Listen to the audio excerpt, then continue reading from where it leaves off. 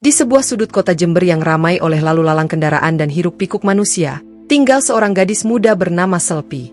Usianya 24 tahun, parasnya cantik, kulitnya kuning langsat khas perempuan Jawa Timur, dan rambutnya panjang terurai hitam legam. Sejak kecil, Selpi dikenal sebagai anak yang cerdas, namun juga keras kepala. Ia dibesarkan oleh ibunya seorang diri, Bu Karsini, seorang janda tua yang bekerja sebagai penjual jamu keliling. Meski hidup sederhana, cinta dan kasih sayang dari Bu Karsini tidak pernah kurang untuk anak semata wayangnya itu. Namun, seiring waktu berjalan, sifat keras kepala Selpi berubah menjadi pemberontakan. Ia mulai sering membantah nasihat ibunya, tidak lagi membantu di rumah, dan lebih senang menghabiskan waktu di luar bersama teman-temannya. Titik retakan yang paling besar terjadi saat Selpi jatuh cinta pada seorang pria bernama Arjuna. Arjuna bukanlah pria dari kalangan yang baik. Dia dikenal sebagai pemuda pengangguran yang sering terlibat dalam pergaulan malam dan berurusan dengan preman. Banyak warga kampung yang telah memperingatkan Bu Karsini agar menjaga Selpi dari pria itu. Bu Karsini pun berkali-kali menasihati anaknya dengan sabar, memintanya menjauh dari Arjuna. Namun cinta Selpi membutakan semuanya. Ia merasa ibunya hanya iri, kolot, dan tidak memahami perasaannya. Setiap kali Bu Karsini menegur, Selpi akan membalas dengan kata-kata kasar, terkadang bahkan melempar barang. Ibu itu nggak ngerti apa-apa. Aku sayang sama Arjuna, dan aku nggak peduli ibu setuju atau nggak. Begitu teriaknya suatu malam, ketika Bu Karsini memergokinya pulang larut bersama Arjuna.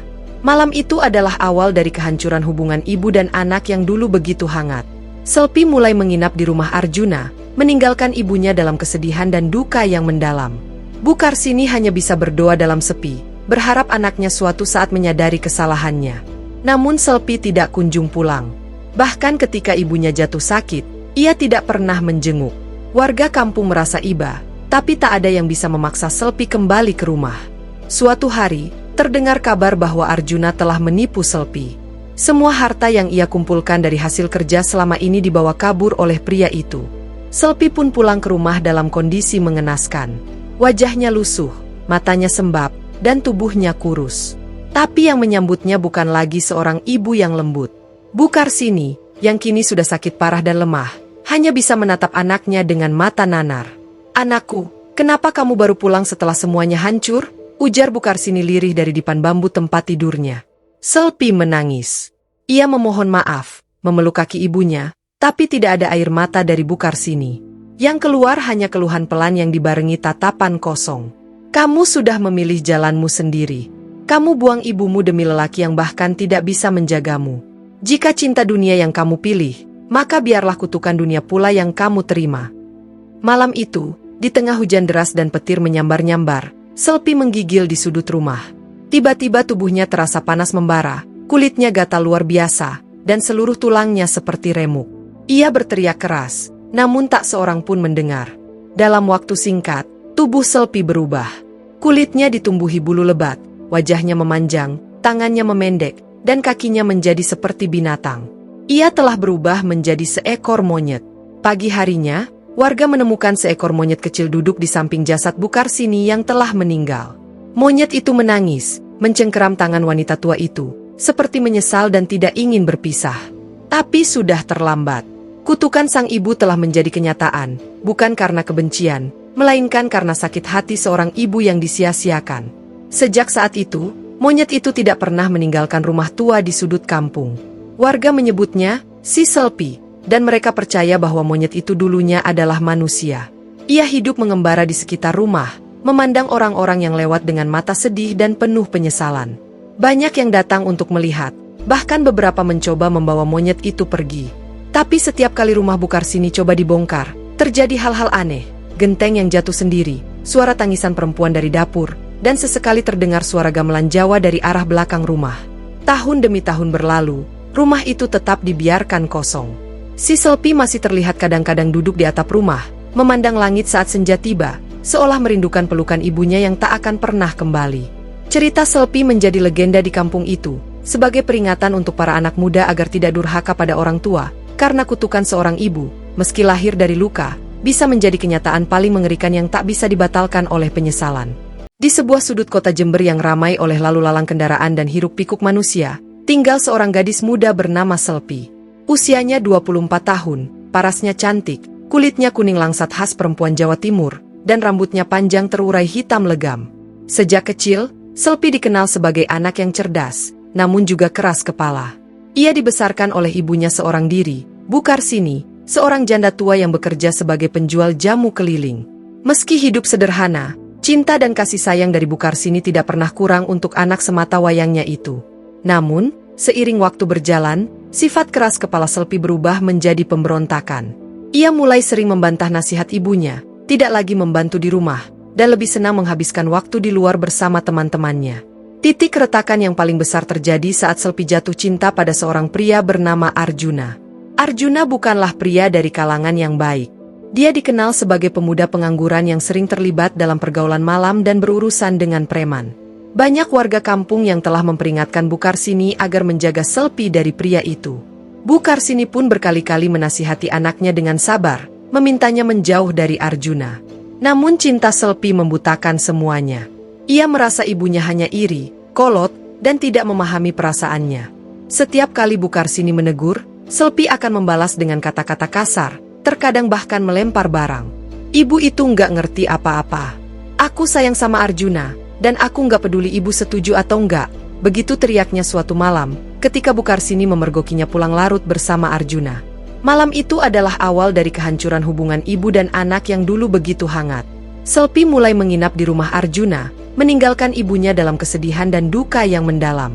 Bu Karsini hanya bisa berdoa dalam sepi, berharap anaknya suatu saat menyadari kesalahannya. Namun Selpi tidak kunjung pulang. Bahkan ketika ibunya jatuh sakit, ia tidak pernah menjenguk. Warga kampung merasa iba, tapi tak ada yang bisa memaksa Selpi kembali ke rumah. Suatu hari, terdengar kabar bahwa Arjuna telah menipu Selpi. Semua harta yang ia kumpulkan dari hasil kerja selama ini dibawa kabur oleh pria itu. Selpi pun pulang ke rumah dalam kondisi mengenaskan. Wajahnya lusuh, matanya sembab, dan tubuhnya kurus. Tapi yang menyambutnya bukan lagi seorang ibu yang lembut. Bu Karsini, yang kini sudah sakit parah dan lemah, hanya bisa menatap anaknya dengan mata nanar. "Anakku, kenapa kamu baru pulang setelah semuanya hancur?" ujar Bu Karsini lirih dari dipan bambu tempat tidurnya. Selpi menangis. Ia memohon maaf, memeluk kaki ibunya, tapi tidak ada air mata dari Bu Karsini. Yang keluar hanya keluhan pelan yang dibarengi tatapan kosong. "Kamu sudah memilih jalanmu sendiri. Kamu buang ibumu demi lelaki yang bahkan tidak bisa menjagamu. Jika cinta dunia yang kamu pilih, maka biarlah kutukan dunia pula yang kamu terima." Malam itu, di tengah hujan deras dan petir menyambar-nyambar, Selpi menggigil di sudut rumah. Tiba-tiba tubuhnya terasa panas membara, kulitnya gatal luar biasa, dan seluruh tulangnya seperti remuk. Ia berteriak keras, namun tak seorang pun mendengar. Dalam waktu singkat, tubuh Selpi berubah. Kulitnya ditumbuhi bulu lebat, wajahnya memanjang, tangannya memendek, dan kakinya menjadi seperti binatang. Ia telah berubah menjadi seekor monyet. Pagi harinya, warga menemukan seekor monyet kecil duduk di samping jasad Bu Karsini yang telah meninggal. Monyet itu menangis, mencengkeram tangan wanita tua itu, seperti menyesal dan tidak ingin berpisah. Tapi sudah terlambat. Kutukan sang ibu telah menjadi kenyataan, bukan karena kebencian, melainkan karena sakit hati seorang ibu yang disia-siakan. Sejak saat itu, monyet itu tidak pernah meninggalkan rumah tua di sudut kampung. Warga menyebutnya si Selpi, dan mereka percaya bahwa monyet itu dulunya adalah manusia.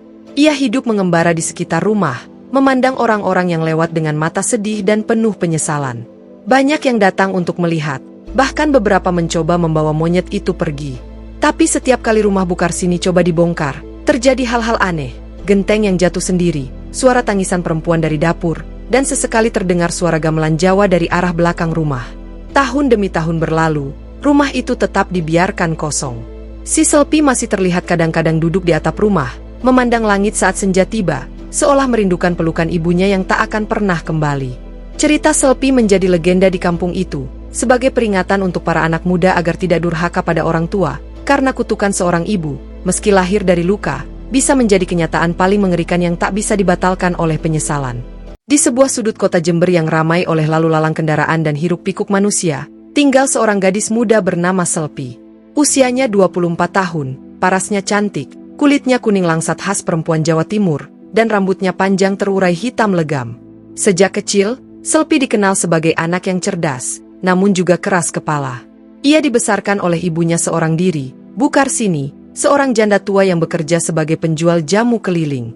Meski hidup sederhana, cinta dan kasih sayang dari Bu Karsini tidak pernah kurang untuk anak semata wayangnya itu. Namun, seiring waktu berjalan, sifat keras kepala Selpi berubah menjadi pemberontakan. Ia mulai sering membantah nasihat ibunya, tidak lagi membantu di rumah, dan lebih senang menghabiskan waktu di luar bersama teman-temannya. Titik retakan yang paling besar terjadi saat Selpi jatuh cinta pada seorang pria bernama Arjuna. Arjuna bukanlah pria dari kalangan yang baik. Dia dikenal sebagai pemuda pengangguran yang sering terlibat dalam pergaulan malam dan berurusan dengan preman. Banyak warga kampung yang telah memperingatkan Bu Karsini agar menjaga Selpi dari pria itu. Bu Karsini pun berkali-kali menasihati anaknya dengan sabar, memintanya menjauh dari Arjuna. Namun cinta Selpi membutakan semuanya. Ia merasa ibunya hanya iri, kolot, dan tidak memahami perasaannya. Setiap kali Bu Karsini menegur, Selpi akan membalas dengan kata-kata kasar, terkadang bahkan melempar barang. Ibu itu nggak ngerti apa-apa. Aku sayang sama Arjuna, dan aku nggak peduli ibu setuju atau enggak. Begitu teriaknya suatu malam, ketika Bu Karsini memergokinya pulang larut bersama Arjuna. Malam itu adalah awal dari kehancuran hubungan ibu dan anak yang dulu begitu hangat.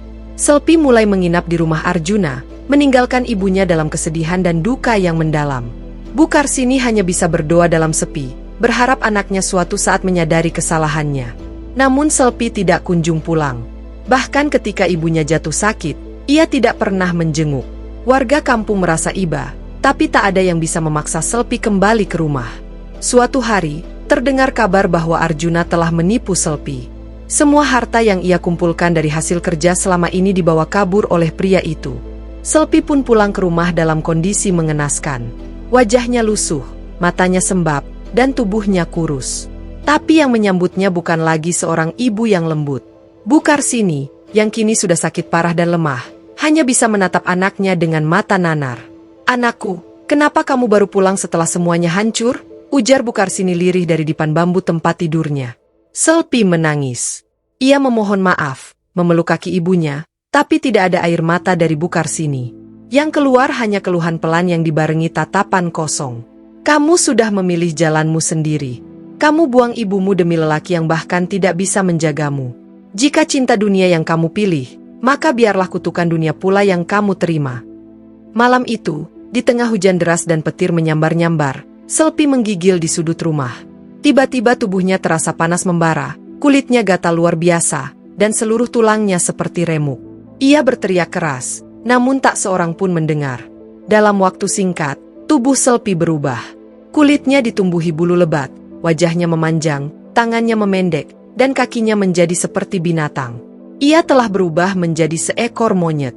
Pagi harinya, warga menemukan seekor monyet kecil duduk di samping jasad Bu Karsini yang telah meninggal. Monyet itu menangis, mencengkeram tangan wanita tua itu, seperti menyesal dan tidak ingin berpisah. Tapi sudah terlambat. Kutukan sang ibu telah menjadi kenyataan, bukan karena kebencian, melainkan karena sakit hati seorang ibu yang disia-siakan. Sejak saat itu, monyet itu tidak pernah meninggalkan rumah tua di sudut kampung. Warga menyebutnya si Selpi, dan mereka percaya bahwa monyet itu dulunya adalah manusia. Ia hidup mengembara di sekitar rumah, memandang orang-orang yang lewat dengan mata sedih dan penuh penyesalan. Banyak yang datang untuk melihat, bahkan beberapa mencoba membawa monyet itu pergi. Tapi setiap kali rumah Bu Karsini coba dibongkar, terjadi hal-hal aneh, genteng yang jatuh sendiri, suara tangisan perempuan dari dapur, dan sesekali terdengar suara gamelan Jawa dari arah belakang rumah. Tahun demi tahun berlalu, rumah itu tetap dibiarkan kosong. Si Selpi masih terlihat kadang-kadang duduk di atap rumah, memandang langit saat senja tiba, seolah merindukan pelukan ibunya yang tak akan pernah kembali. Cerita Selpi menjadi legenda di kampung itu, sebagai peringatan untuk para anak muda agar tidak durhaka pada orang tua, karena kutukan seorang ibu, meski lahir dari luka, bisa menjadi kenyataan paling mengerikan yang tak bisa dibatalkan oleh penyesalan. Di sebuah sudut kota Jember yang ramai oleh lalu lalang kendaraan dan hiruk-pikuk manusia, tinggal seorang gadis muda bernama Selpi. Usianya 24 tahun, parasnya cantik, kulitnya kuning langsat khas perempuan Jawa Timur, dan rambutnya panjang terurai hitam legam. Sejak kecil, Selpi dikenal sebagai anak yang cerdas, namun juga keras kepala. Ia dibesarkan oleh ibunya seorang diri, Bu Karsini, seorang janda tua yang bekerja sebagai penjual jamu keliling. Meski hidup sederhana, Cinta dan kasih sayang dari Bu Karsini tidak pernah kurang untuk anak semata wayangnya itu. Namun, seiring waktu berjalan, sifat keras kepala Selpi berubah menjadi pemberontakan. Ia mulai sering membantah nasihat ibunya, tidak lagi membantu di rumah, dan lebih senang menghabiskan waktu di luar bersama teman-temannya. Titik retakan yang paling besar terjadi saat Selpi jatuh cinta pada seorang pria bernama Arjuna.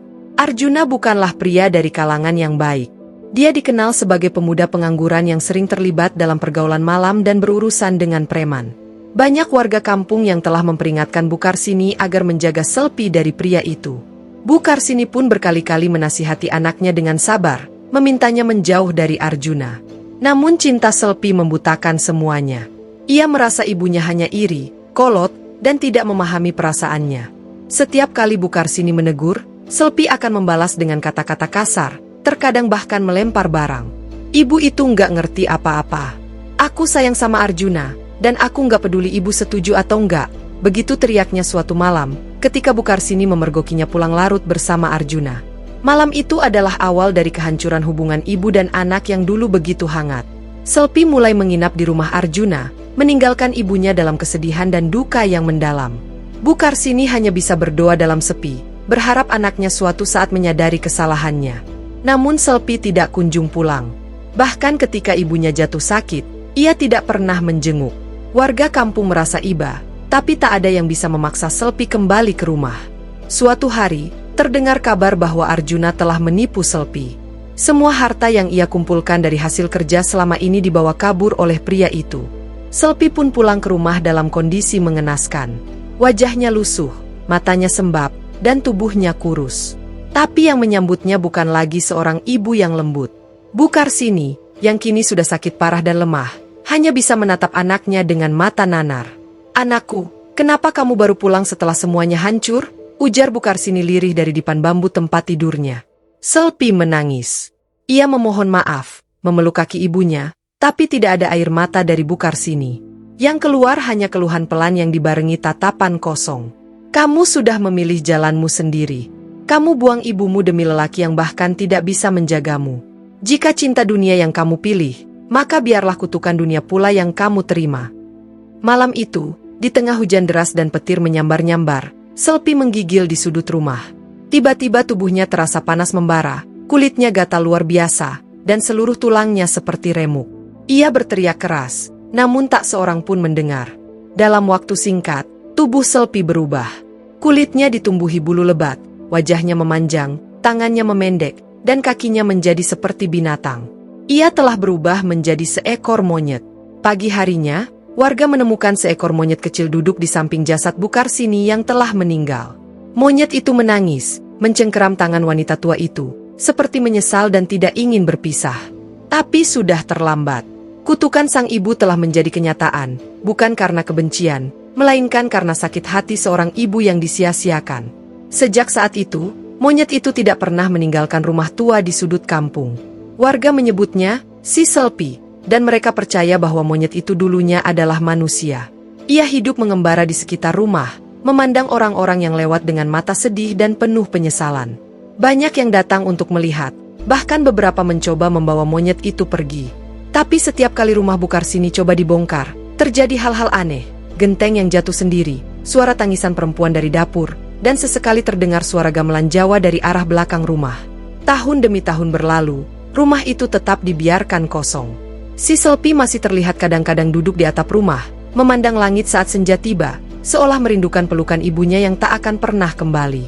Cerita Selpi menjadi legenda di kampung itu, sebagai peringatan untuk para anak muda agar tidak durhaka pada orang tua, karena kutukan seorang ibu, meski lahir dari luka, bisa menjadi kenyataan paling mengerikan yang tak bisa dibatalkan oleh penyesalan. Di sebuah sudut kota Jember yang ramai oleh lalu lalang kendaraan dan hiruk-pikuk manusia, tinggal seorang gadis muda bernama Selpi. Usianya 24 tahun, parasnya cantik, kulitnya kuning langsat khas perempuan Jawa Timur, dan rambutnya panjang terurai hitam legam. Sejak kecil, Selpi dikenal sebagai anak yang cerdas, namun juga keras kepala. Ia dibesarkan oleh ibunya seorang diri, Bu Karsini, seorang janda tua yang bekerja sebagai penjual jamu keliling. Meski hidup sederhana, cinta dan kasih sayang dari Bu Karsini tidak pernah kurang untuk anak semata wayangnya itu. Namun, seiring waktu berjalan, sifat keras kepala Selpi berubah menjadi pemberontakan. Ia mulai sering membantah nasihat ibunya, tidak lagi membantu di rumah, dan lebih senang menghabiskan waktu di luar bersama teman-temannya. Titik retakan yang paling besar terjadi saat Selpi jatuh cinta pada seorang pria bernama Arjuna. Arjuna bukanlah pria dari kalangan yang baik. Dia dikenal sebagai pemuda pengangguran yang sering terlibat dalam pergaulan malam dan berurusan dengan preman. Banyak warga kampung yang telah memperingatkan Bu Karsini agar menjaga Selpi dari pria itu. Bu Karsini pun berkali-kali menasihati anaknya dengan sabar, memintanya menjauh dari Arjuna. Namun cinta Selpi membutakan semuanya. Ia merasa ibunya hanya iri, kolot, dan tidak memahami perasaannya. Setiap kali Bu Karsini menegur, Selpi akan membalas dengan kata-kata kasar, terkadang bahkan melempar barang. Ibu itu nggak ngerti apa-apa.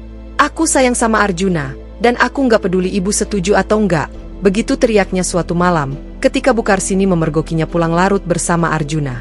Malam itu adalah awal dari kehancuran hubungan ibu dan anak yang dulu begitu hangat. Selpi mulai menginap di rumah Arjuna, meninggalkan ibunya dalam kesedihan dan duka yang mendalam. Bu Karsini hanya bisa berdoa dalam sepi, berharap anaknya suatu saat menyadari kesalahannya. Namun Selpi tidak kunjung pulang. Bahkan ketika ibunya jatuh sakit, ia tidak pernah menjenguk. Warga kampung merasa iba, tapi tak ada yang bisa memaksa Selpi kembali ke rumah. Suatu hari, terdengar kabar bahwa Arjuna telah menipu Selpi. Semua harta yang ia kumpulkan dari hasil kerja selama ini dibawa kabur oleh pria itu.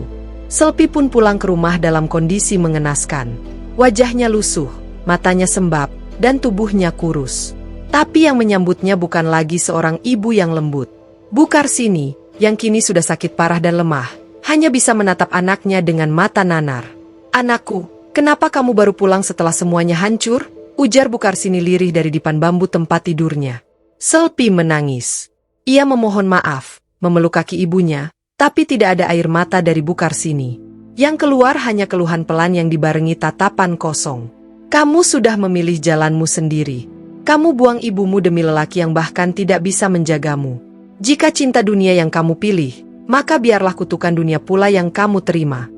Malam itu, di tengah hujan deras dan petir menyambar-nyambar, Selpi menggigil di sudut rumah.